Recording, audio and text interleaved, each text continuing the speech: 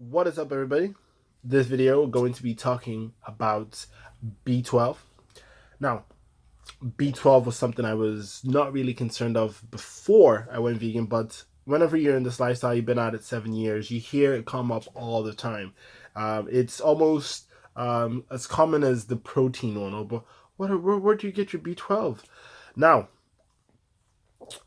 B12 deficiency is not a vegan only problem. If you look at the percentage of Americans who have B12 deficiency, probably around 40%.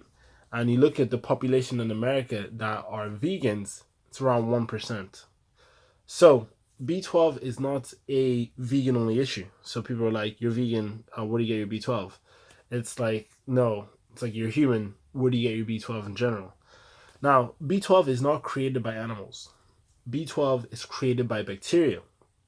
And we live in a sanitized world, so the way we consume foods or would have consumed B12 isn't really viable anymore. So if people who eat meat are getting B12 deficiency and animals themselves are actually being pumped with B12, and you're seeing that all these fortified cereals and stuff, they're adding B12 to it, the best way to make sure you're covered whenever you go vegan is to take a supplement.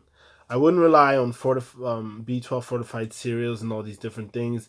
I would highly rely on supplementation. And a good supplement would be the sublingual. So that's what I take weekly. You just put it underneath your tongue and just let it dissolve. Bing, bang, boop. And that is you. Or you get the injections.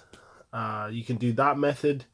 Or if you've got the dosh, you could just buy duckweed.